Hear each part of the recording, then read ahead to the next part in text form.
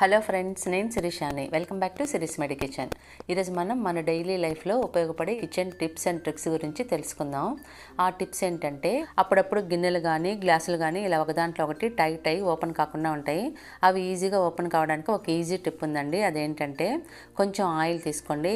ఏదైనా వంట చేసే ఆయిల్ కానీ కొబ్బరి నూనె కానీ తీసుకొని వాటి మధ్యలో వేసి కొంచెం సేపు అలాగే ఉంచి తర్వాత ఓపెన్ చేస్తే ఈజీగా సెపరేట్ అయిపోతుందండి.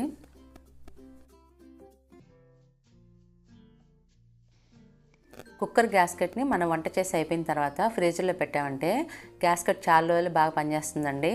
గ్యాస్కెట్ లూజ్ అయిపోతే ప్రెషర్ అంతా పోయి వాటర్ అంతా లీక్ అవుతూ ఉంటుంది. వంట అయిపోయిన తర్వాత కడిగి ఫ్రీజర్లో పెట్టి మళ్ళీ వంట చేసేటప్పుడు యూస్ చేస్తామంటే గ్యాస్కెట్ చాలా రోజులు లూజ్ కాకుండా టైట్గా ఉంటుంది, వాటర్ లీక్ కాకుండా ఉంటుందండి.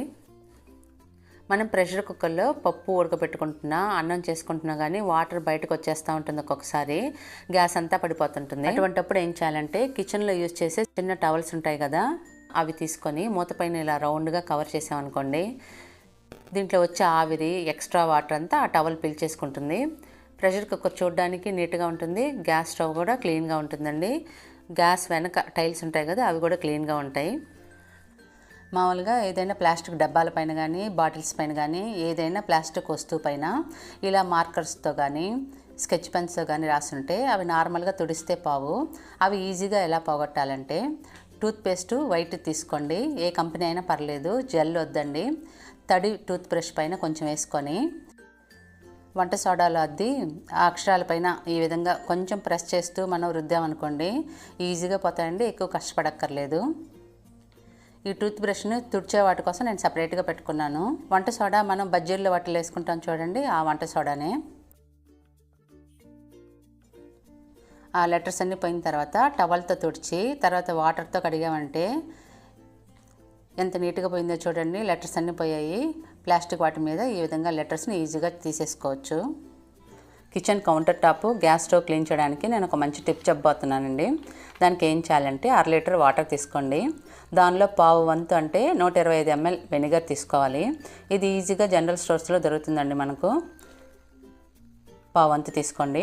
2 టీ స్పూన్లు బేకింగ్ సోడా వేస్తున్నాను. 4-5 డ్రాప్స్ మనం గిన్నెలు వాష్ చేసుకునే లిక్విడ్ ఏ కంపెనీదైనా పర్లేదండి, అది వేసుకొని అన్నీ బాగా కలపండి. బబుల్స్ వస్తున్నాయి, కొంచెం సేపటి తగ్గిపోతాయి. ఇటువంటి స్ప్రే బాటిల్లో కానీ ఇంట్లో ఏదైనా ఖాళీగా ఉంటే ఆ స్ప్రే బాటిల్లో అయినా వేసుకోండి. ఈ లిక్విడ్ వచ్చి మనకు కౌంటర్ టాప్ గ్యాస్ స్టవ్ అన్నీ క్లీన్ చేసుకోవడానికి చాలా బాగా ఉపయోగపడుతుందండి. మురికంతా పోయి బాగా షైనింగ్ వస్తాయి అవి. ఈ విధంగా మనం చెక్కతో చేసిన గరిటెలు కానీ స్పూన్లు కానీ ఏం తీసుకున్నా అవి కొద్ది రోజులకే కలర్ మారి పాతగా అయిపోతుంటాయి.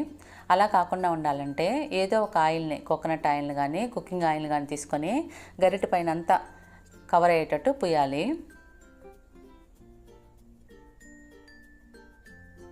ఈ విధంగా అన్ని గరిటెలకు పూసుకోవాలండి. అలా 15 నిమిషాలు పక్కన పెట్టేస్తే ఆయిల్ చెక్క లోపలికి వెళ్తుంది. తర్వాత ఒక క్లీన్ క్లాత్ కానీ టిష్యూ పేపర్ కానీ తీసుకొని వీటి మీద ఉండే ఆయిల్నంతా తుడిచేస్తే బాగా కలర్ఫుల్గా షైనింగ్గా ఉంటాయి. ఇవి పక్కన పెట్టి ఫుల్గా ఎండిన తర్వాత యూస్ చేయాలండి. నెలకు ఒకసారి చేస్తూ ఉంటే ఎప్పటికీ కొత్తలాగానే ఉంటాయి. ఈ టిప్స్ అన్నీ మీకు యూజ్ అయ్యాయని అనుకుంటున్నాను. మీకు ఏ టిప్ నచ్చిందో, ఏ టిప్ యూస్ఫుల్ అయిందో నాకు కామెంట్లో పెట్టడం మర్చిపోకండి. నచ్చితే లైక్ చేసి మీ ఫ్రెండ్స్కి రిలేటివ్స్కి షేర్ చేయండి. నా ఛానల్ని సబ్స్క్రైబ్ చేయడం మర్చిపోకండి. Thank you for watching.